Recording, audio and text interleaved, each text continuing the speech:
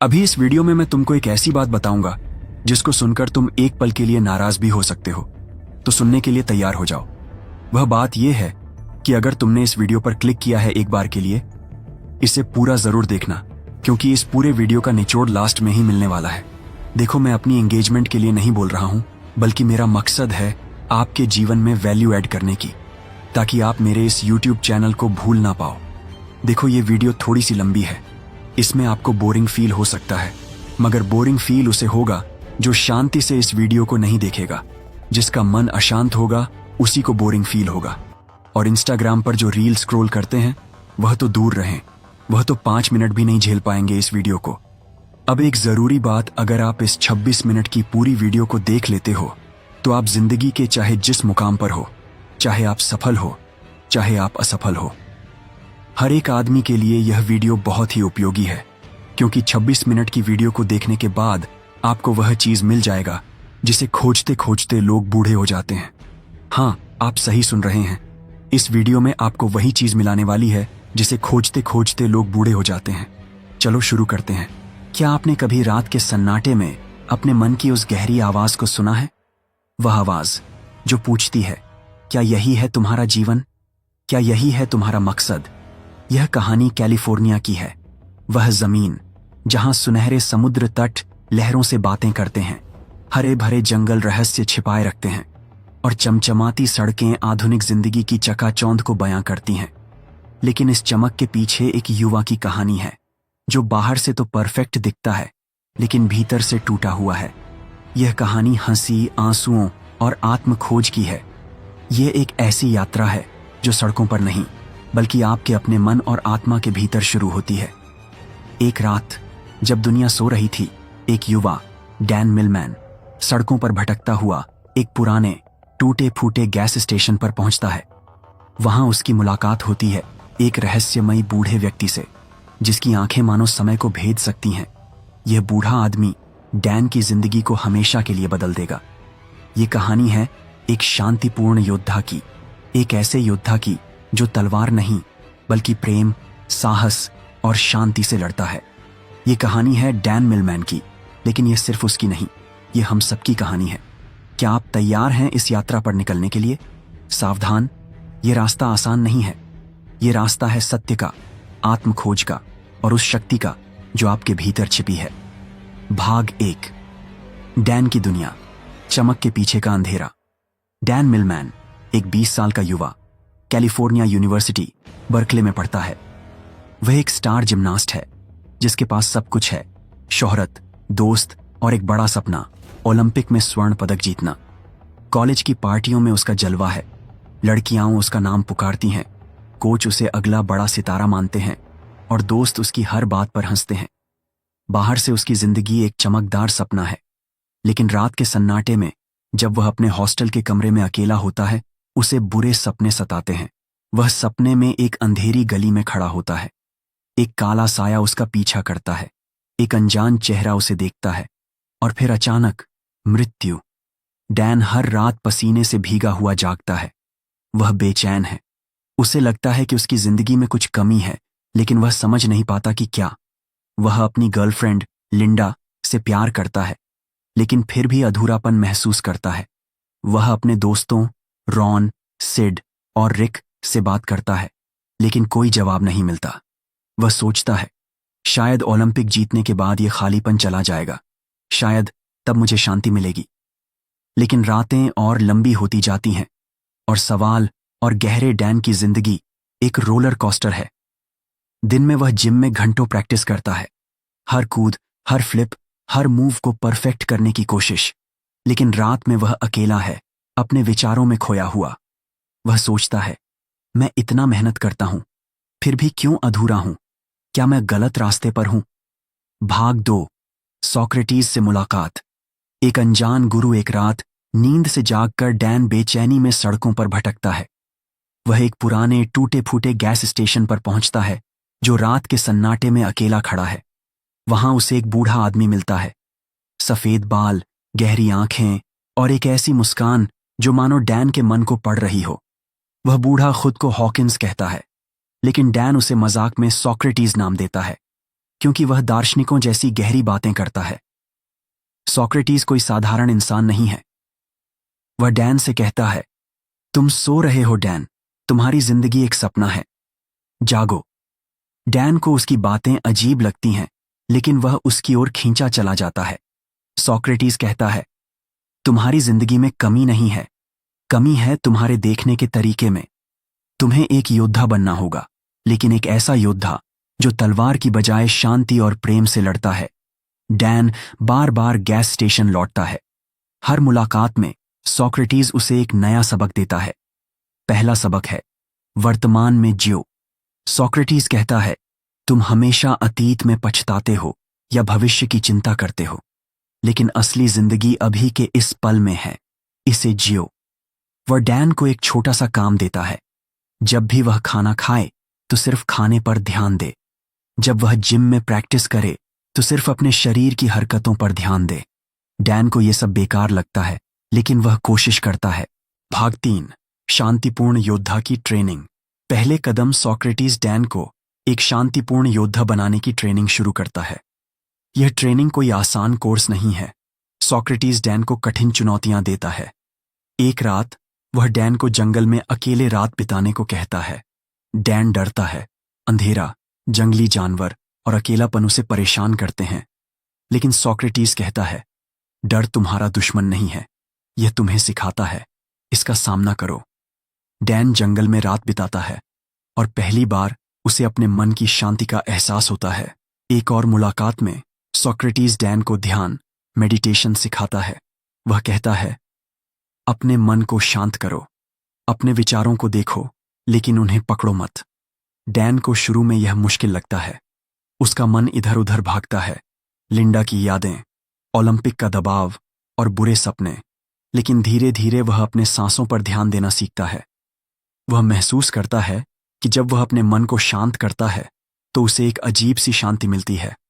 Socrates Dan को एक और सबक देता है, अहंकार को छोड़ो। वह कहता है, तुम वह नहीं हो जो तुम सोचते हो। तुम न अपना नाम हो, न तुम्हारा शरीर, न तुम्हारी उपलब्धियां। तुम उससे कहीं ज्यादा हो। डैन को यह बात समझ नहीं आती। वह सोचता है, मैं तो एक स्टार जिम्नास्ट हूं, यही मेरी पहचान है। लेकिन सोक्रेटिस उसे एक छोटा सा काम देता है। एक दिन के लिए अपनी शोहरत को भूलकर एक साधारण इंसान की तरह जीने को कहता है।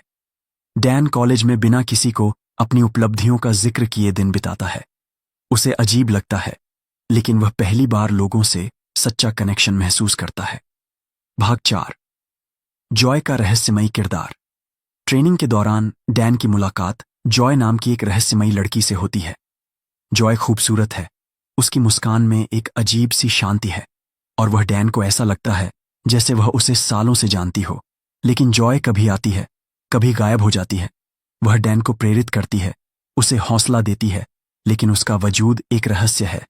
एक दिन वह डैन को समुद्र तट पर मिलती है और कहती है, जिंदगी एक नृत्य है डैन, इसे थामने की कोशिश मत करो, बस इसके साथ बहो। डैन को जॉय पर शक होता है। क्या वह सोक्रेटिस की तरह एक गुरु है या सिर्फ उसके मन का भ्रम? वह सोक्रेटिस से पूछता है, लेकिन सोक्रेटिस सिर्फ मुस्कुराता है और कहता है, जवाब तुम्हारे भीतर है, उसे ढूंढो। जॉय की मौजूदगी डैन को और गहरे सवालों में ले जाती है। वह सोचता है, क्या मैं वाकई में अपने मन को समझता हूं? क्या मैं वाकई में जिंदगी को जी रहा हूं? भाग 5, ट्रेनिंग की गहराई। मन और शरीर का संतुलन। डैन मिलमैन की जिंदगी अब बदलने लगी है। सोक्रेटिस की ट्रेनिंग ने उसे एक नया नजरिया दिया है, लेकिन वह अभी भी पूरी तरह समझ नहीं पाया है कि शांतिपूर्ण योद्धा बनने का मतलब क्या है। सोक्रेटिस उसे और कठिन सबक देता है। एक रात गैस स्टेशन पर सोक्रेटिस डैन से कहता है, तुम अपने शरीर को तो ट्रेन करते हो, लेकिन अपने मन को नहीं। असली योद्धा वह है जो मन और शरीर दोनों को संतुलन में रखता है। सोक्रेटिस डैन को एक अनोखा काम देता है। वह कहता है, अगले 7 दिन तक हर बार जब तुम खाना खाओ उसे धीरे धीरे चबाओ, हर कौर का स्वाद लो, अपने मन को सिर्फ खाने पर रखो। डैन को यह काम बेतुका लगता है। वह सोचता है, खाना तो मैं रोज खाता हूं, इसमें नया क्या है? लेकिन जब वह कोशिश करता है तो उसे एहसास होता है कि वह पहले कभी खाने का असली मजा नहीं लेता था। उसका मन हमेशा कहीं और होता था, जिम में, ओलंपिक के सपनों में या अपनी बेचैनी में। इस छोटे से अभ्यास से डैन को माइंडफुलनेस का पहला सबक मिलता है, हर पल को पूरी तरह जीना। सोक्रेटिस उसे एक और सबक देता है, अपने विचारों को नियंत्रित करो। वह कहता है, तुम्हारा मन एक जंगली घोड़ा है, उसे लगाम दो, वरना वह तुम्हें भटकाएगा। वह डैन को ध्यान की एक और तकनीक सिखाता है, सिर्फ अपनी सांसों पर ध्यान देना। डैन को शुरू में यह मुश्किल लगता है, उसका मन बार बार भटकता है, लिंडा की यादें, जिम की प्रैक्टिस या बुरे सपने। लेकिन सोक्रेटिस कहता है, हर बार जब तुम्हारा मन भटके उसे वापस लाओ। धीरे धीरे तुम्हारा मन तुम्हारा दोस्त बनेगा। डैन रोज सुबह और रात को 10 मिनट ध्यान करने लगता है। उसे धीरे धीरे शांति का एहसास होता है, जैसे वह अपने मन की गहराइयों में उतर रहा हो। एक और मुलाकात में सोक्रेटिस डैन को एक नदी के किनारे ले जाता है। वह कहता है, इस नदी को देखो, यह बहती है, बिना रुके, बिना थके। तुम भी ऐसे ही बहो, जिंदगी को थामने की कोशिश मत करो। डैन को यह बात गहरी लगती है। वह समझता है कि वह हमेशा चीजों को कंट्रोल करने की कोशिश करता है, अपनी जिम्नास्टिक्स, अपने रिश्ते, अपनी जिंदगी। लेकिन सोक्रेटिस उसे सिखाता है कि असली आजादी कंट्रोल छोड़ने में है। भाग 6, जॉय का रहस्य, प्रेम और स्वीकृति का सबक। जॉय, वह रहस्यमयी लड़की डैन की जिंदगी में बार बार आती है। कभी वह उसे समुद्र तट पर मिलती है, कभी जंगल में और कभी कॉलेज के पास। उसकी हर बात में एक गहरा अर्थ होता है। एक दिन जब डैन अपने टूटे रिश्ते के बारे में उदास है, जॉय कहती है, प्रेम का मतलब किसी को पकड़ना नहीं है डैन, प्रेम का मतलब है उसे आजाद करना। डैन को यह बात समझ नहीं आती। वह लिंडा को खोने के दर्द में डूबा है, लेकिन जॉय की बातें उसे सोचने पर मजबूर करती हैं। जॉय का किरदार डैन के लिए एक पहेली है। वह कभी हंसती है, कभी गंभीर हो जाती है। वह डैन को कहती है, तुम जो ढूंढ रहे हो वह बाहर नहीं, तुम्हारे भीतर है। डैन सोक्रेटिस से जॉय के बारे में पूछता है, लेकिन सोक्रेटिस सिर्फ मुस्कुराता है और कहता है, वह तुम्हारी जिंदगी का एक हिस्सा है, उसे समझने की कोशिश मत करो, उसे महसूस करो। डैन को लगता है कि जॉय शायद सोक्रेटिस की तरह एक गुरु है, या शायद उसके मन का एक प्रक्षेपण। लेकिन जॉय की मौजूदगी उसे प्रेम और स्वीकृति का सबक सिखाती है। वह समझता है कि असली प्रेम बिना शर्त का होता है, वह प्रेम जो किसी को बदलने की कोशिश नहीं करता, बल्कि उसे वैसे ही स्वीकार करता है। भाग 7, दुर्घटना। जिंदगी का सबसे बड़ा इम्तिहान। डैन की ट्रेनिंग अब गहरी हो रही है। वह जिम्नास्टिक्स में और बेहतर हो रहा है। वह हर कूद, हर फ्लिप में माइंडफुलनेस लाता है। वह अपने शरीर और मन को एक साथ जोड़ता है, जैसे सोक्रेटिस ने सिखाया। लेकिन तभी जिंदगी उसे एक बड़ा झटका देती है। एक रात मोटरसाइकिल पर सवारी करते वक्त डैन का भयानक एक्सीडेंट हो जाता है। उसका दायां पैर बुरी तरह टूट जाता है। डॉक्टर कहते हैं, डैन, तुम शायद फिर कभी जिम्नास्टिक्स नहीं कर पाओगे। डैन की दुनिया बिखर जाती है। जिम्नास्टिक्स उसकी पहचान थी, ओलंपिक उसका सपना था। अब सब कुछ छिन गया। वह सोक्रेटिस के पास जाता है और गुस्से में चिल्लाता है, मैंने तुम्हारी हर बात मानी, मैंने ध्यान किया, मैंने अपने मन को शांत किया, फिर मेरे साथ ऐसा क्यों हुआ? सोक्रेटिस शांत स्वर में जवाब देता है, जिंदगी तुम्हें वह नहीं देती जो तुम चाहते हो, वह तुम्हें वह देती है जिसकी तुम्हें जरूरत है। यह दुर्घटना तुम्हारा सबक है, इसे स्वीकार करो। डैन को सोक्रेटिस की बातें समझ नहीं आती। वह गुस्से और दर्द में डूबा है। वह अपने दोस्तों से मिलता है, लेकिन वे उसे समझ नहीं पाते। लिंडा उससे पहले ही अलग हो चुकी है। वह अकेला है। सोक्रेटिस उसे कहता है, तुम्हारा दर्द तुम्हारा गुरु है, इससे भागो मत, इसके साथ रहो। डैन धीरे धीरे अपने दर्द को स्वीकार करना शुरू करता है। वह अस्पताल के बिस्तर पर लेटे लेटे ध्यान करता है। वह अपने टूटे पैर को महसूस करता है, अपने दर्द को महसूस करता है, और धीरे धीरे उसे शांति मिलती है। भाग 8, ठीक होने की यात्रा, नई शुरुआत। डैन का ठीक होना सिर्फ शारीरिक नहीं, बल्कि मानसिक और आध्यात्मिक भी है। सोक्रेटिस उसे सिखाता है कि असली ताकत बाहर की उपलब्धियों में नहीं, बल्कि भीतर की शांति में है। डैन फिजियोथेरेपी शुरू करता है। वह अपने पैर को फिर से मजबूत करने की कोशिश करता है, लेकिन इस बार उसका मकसद सिर्फ जिम्नास्टिक्स नहीं है। वह हर कदम में माइंडफुलनेस लाता है। वह हर सांस में, हर दर्द में, हर पल में जीना सीखता है। सोक्रेटिस डैन को एक और सबक देता है। खुशी का कोई कारण नहीं होता। वह कहता है, तुम सोचते हो कि तुम तब खुश होगे जब तुम्हें पदक मिलेगा, जब तुम्हें प्यार मिलेगा, जब तुम्हारा पैर ठीक हो जाएगा, लेकिन असली खुशी बिना कारण के होती है। डैन इस बात को समझने की कोशिश करता है। वह रोज सुबह सूरज को उगते देखता है, हवा को महसूस करता है और छोटी छोटी चीजों में खुशी ढूंढता है। इस दौरान जॉय फिर से प्रकट होती है। वह डैन को कहती है, तुम अब समझ रहे हो डैन, जिंदगी एक उपहार है, इसे खोलो। जॉय की बातें डैन को प्रेरित करती हैं।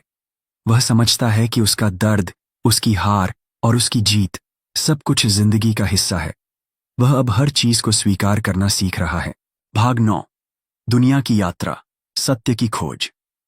डैन का पैर धीरे धीरे ठीक होता है, लेकिन उसकी आत्म खोज की यात्रा अब और गहरी हो रही है। सोक्रेटिस उसे कहता है, सत्य को ढूंढने के लिए दुनिया में घूमो, लेकिन याद रखो, सत्य तुम्हारे भीतर है। डैन दुनिया भर में यात्रा शुरू करता है। वह हवाई के जंगलों में जाता है, भारत के आश्रमों में ध्यान करता है और जापान के पहाड़ों में शांति ढूंढता है। हर जगह उसे सोक्रेटिस की बातें याद आती हैं। प्रेम ही एकमात्र सत्य है, इसे अपनाओ और तुम्हें डर से आजादी मिलेगी। हवाई में वह समुद्र की लहरों को देखता है और सोक्रेटिस की बात को याद करता है, जिंदगी के साथ बहो। भारत में वह एक साधु से मिलता है जो उसे कहता है, तुम्हारा मन एक झील है, उसे शांत रखो और तुम सत्य को देख पाओगे। जापान में वह एक जन मास्टर से सीखता है कि असली योद्धा वह है जो हर पल में पूरी तरह मौजूद होता है। भाग 10, मृत्यु का सामना, अंतिम सबक की शुरुआत। डैन मिलमैन की यात्रा अब अपने चरम पर है। दुनिया भर के जंगल, समुद्र और पहाड़ों में घूमने के बाद वह वापस कैलिफोर्निया लौटता है। उसका पैर अब लगभग ठीक हो चुका है, लेकिन उसका मन अभी भी सवालों से भरा है। सोक्रेटिस ने उसे सिखाया है कि जिंदगी हर पल में जीने का नाम है, लेकिन डैन को लगता है कि अभी भी कुछ अधूरा है। वह सोक्रेटिस के पास लौटता है, उस पुराने गैस स्टेशन पर जहां उसकी जिंदगी बदलनी शुरू हुई थी। सोक्रेटिस उसे देखकर मुस्कुराता है और कहता है, तुम अब तैयार हो डैन, लेकिन असली योद्धा बनने के लिए तुम्हें अपने सबसे बड़े डर का सामना करना होगा, मृत्यु। डैन चौंक जाता है। वह कहता है, मृत्यु? मैं तो अभी जीना सीख रहा हूं। सोक्रेटिस जवाब देता है, जो मृत्यु से डरता है वह जिंदगी को पूरी तरह नहीं जी सकता। मृत्यु तुम्हारा अंत नहीं, बल्कि तुम्हारी आजादी है। एक रात सोक्रेटिस डैन को एक आखिरी यात्रा पर ले जाता है। ये कोई साधारण यात्रा नहीं है, ये एक आध्यात्मिक अनुभव है जो डैन के मन की गहराइयों में होता है। सोक्रेटिस उसे कहता है, अपने मन को शांत करो, अपने डर को देखो। डैन ध्यान में डूबता है। अचानक उसे वह पुराना बुरा सपना फिर से दिखता है, अंधेरी गली, काला साया और वह अनजान चेहरा। लेकिन इस बार वह डरता नहीं, वह उस चेहरे की ओर बढ़ता है। वह देखता है कि वह चेहरा उसका ही है। इस अनुभव में डैन अपनी मृत्यु देखता है। वह महसूस करता है कि उसका शरीर खत्म हो रहा है, लेकिन उसकी चेतना बनी रहती है। वह समझ जाता है कि मृत्यु सिर्फ एक बदलाव है, जैसे नदी का पानी जो बहता रहता है। सोक्रेटिस कहता है, अब तुम आजाद हो डैन, तुमने अपने सबसे बड़े डर को जीत लिया। डैन की आंखों में आंसू हैं, लेकिन यह दुख के नहीं बल्कि मुक्ति के आंसू हैं। वह समझ जाता है कि जिंदगी और मृत्यु एक ही सिक्के के दो पहलू हैं। असली योद्धा वह है जो दोनों को स्वीकार करता है। भाग 11, सोक्रेटिस का आखिरी सबक, खुशी का रहस्य। मृत्यु का सामना करने के बाद डैन एक नया इंसान बन चुका है। वह सोक्रेटिस से पूछता है, अब क्या? मैंने सब कुछ सीख लिया, अब मेरा मकसद क्या है? सोक्रेटिस मुस्कुराता है और कहता है, तुम्हारा मकसद है खुश रहना, बिना किसी कारण के। डैन हैरान हो जाता है। वह कहता है, बिना कारण के? लेकिन खुशी तो किसी चीज को पाने से मिलती है, पदक, प्यार, सफलता। सोक्रेटिस जवाब देता है, खुशी बाहर की चीजों में नहीं है, वह तुम्हारे भीतर है। जब तुम हर पल को पूरी तरह जीते हो, जब तुम प्रेम और शांति को चुनते हो, तब तुम्हें किसी कारण की जरूरत नहीं पड़ती। वह डैन को एक आखिरी काम देता है।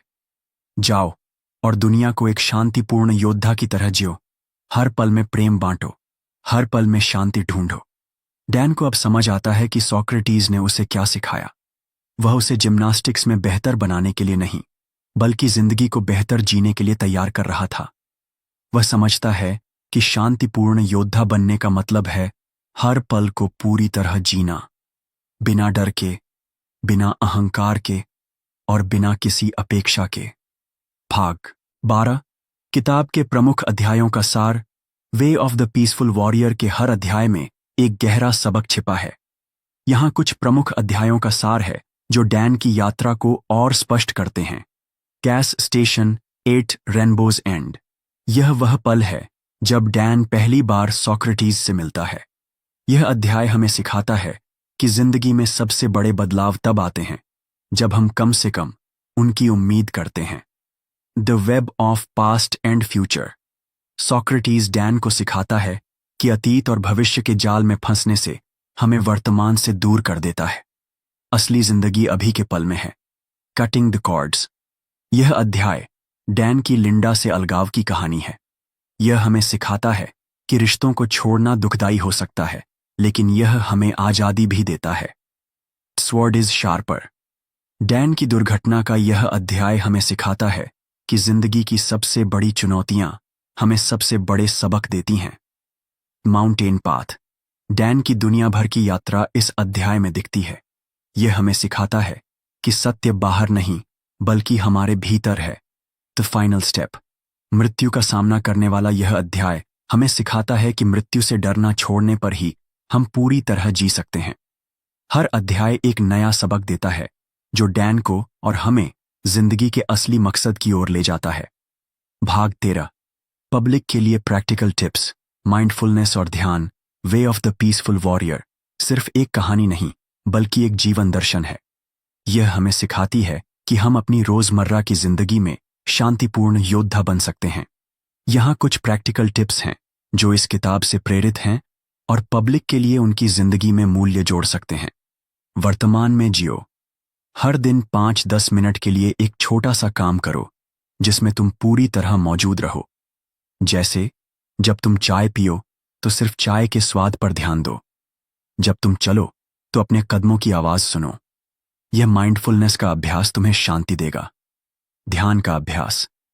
रोज सुबह या रात को 10 मिनट के लिए शांत बैठो। अपनी सांसों पर ध्यान दो। अगर तुम्हारा मन भटके तो उसे धीरे से वापस लाओ। यह तुम्हारे मन को शांत और केंद्रित करेगा। डर का सामना करो।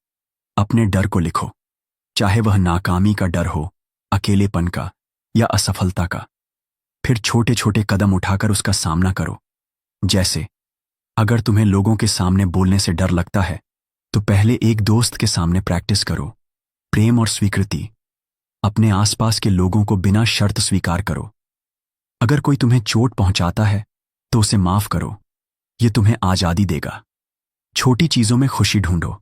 हर दिन एक ऐसी चीज ढूंढो जो तुम्हें खुशी दे, चाहे वह सूरज की किरण हो, हवा का झोंका हो या किसी की मुस्कान। ये छोटे छोटे कदम तुम्हारी जिंदगी को बदल सकते हैं। ये किताब हमें सिखाती है कि असली योद्धा वह है जो अपने मन को जीत लेता है। यह हमें सिखाती है कि खुशी कोई मंजिल नहीं, बल्कि रास्ता है। भाग 14 डैन का नया जन्म। शांतिपूर्ण योद्धा। मृत्यु का सामना करने के बाद डैन एक नया इंसान बन चुका है। वह अब जिम्नास्टिक्स में वापसी करता है, लेकिन इस बार उसका मकसद अलग है। वह पदक के लिए नहीं, बल्कि हर कूद, हर फ्लिप में माइंडफुलनेस के लिए खेलता है। वह हर पल को जीता है जैसे वह उसका आखिरी पल हो। सोक्रेटिस उससे कहता है, तुम अब एक शांतिपूर्ण योद्धा हो। जाओ और दुनिया को दिखाओ कि जिंदगी कैसे जी जाती है। डैन की जिंदगी अब बदल चुकी है। वह अपने दोस्तों, अपने परिवार और अपने आसपास के लोगों के साथ प्रेम और शांति बांटता है। वह समझ चुका है कि जिंदगी का असली मकसद है हर पल को पूरी तरह जीना। वह जॉय को फिर से देखता है और इस बार वह समझता है कि जॉय शायद उसके मन की शांति का प्रतीक थी, एक ऐसी शक्ति जो हमेशा उसके भीतर थी। भाग 15 एक शांतिपूर्ण योद्धा की विरासत। डैन मिलमैन अब एक शांतिपूर्ण योद्धा बन चुका है। उसने अपने डर को जीत लिया, अपने मन को शांत किया और जिंदगी को हर पल में जीना सीख लिया। सोक्रेटिस का आखिरी सबक उसके दिल में बसता है। खुशी बिना कारण के होती है, प्रेम ही एकमात्र सत्य है। डैन अब अपनी जिंदगी को एक नई नजर से देखता है। वह जिम्नास्टिक्स में वापसी करता है, लेकिन अब वह पदक के लिए नहीं, बल्कि हर कदम, हर सांस और हर पल के लिए जीता है। वह अपने आसपास के लोगों को प्रेम और शांति बांटता है। ये कहानी सिर्फ डैन की नहीं, हम सबकी है। Way of the peaceful warrior हमें सिखाती है कि असली योद्धा वह है जो अपने मन को जीत लेता है। यह हमें बताती है कि जिंदगी की असली जीत बाहर की उपलब्धियों में नहीं, बल्कि भीतर की शांति में है। यह एक नक्शा है जो हमें आत्मखोज, साहस और प्रेम की ओर ले जाता है। क्या आप तैयार हैं अपने भीतर के शांतिपूर्ण योद्धा को जगाने के लिए? हर सुबह जब आप उठते हैं, एक गहरी सांस लें, अपने मन को शांत करें, अपने डर को गले लगाएं और हर पल को ऐसे जिए जैसे वह आपका आखिरी पल हो, क्योंकि यही है शांतिपूर्ण योद्धा का रास्ता। लाइफ में वैल्यू कैसे जोड़े ये कहानी हमें सिखाती है कि वर्तमान में जियो, अतीत के पछतावे और भविष्य की चिंता को छोड़कर हर पल को पूरी तरह जियो। डर को जीतो। मृत्यु, असफलता या अकेलेपन का डर तुम्हें रोकता है। इसे स्वीकार करो और तुम आजाद हो जाओगे। प्रेम को चुनो, हर रिश्ते में, हर पल में प्रेम और स्वीकृति को अपनाओ। खुद को जानो, ध्यान और माइंडफुलनेस के जरिए अपने मन की गहराइयों को समझो। ये किताब हर उस इंसान के लिए है जो अपनी जिंदगी में मकसद ढूंढ रहा है। ये हमें सिखाती है कि दुनिया को बदलने से पहले हमें खुद को बदलना होगा। ये एक कॉल है अपने भीतर की शक्ति को जगाने का, अपने मन को शांत करने का और एक शांतिपूर्ण योद्धा बनने का। Call to action, like and subscribe. यह कहानी सिर्फ एक शुरुआत है। अगर डैन मिलमैन की यह प्रेरणादायक यात्रा आपको छू गई है, अगर आप भी अपने भीतर के शांतिपूर्ण योद्धा को जगाना चाहते हैं, तो इस कहानी को और लोगों तक पहुंचाने में हमारा साथ दें। लाइक करें ताकि हम ऐसी और प्रेरणादायक कहानियां ला सकें। सब्सक्राइब करें ताकि आप हर उस कहानी का हिस्सा बने जो आपकी जिंदगी को बदल सकती है। आइए मिलकर एक ऐसी दुनिया बनाएं जहां हर इंसान अपने मन की शांति ढूंढ ले, क्योंकि आप भी एक शांतिपूर्ण योद्धा हैं।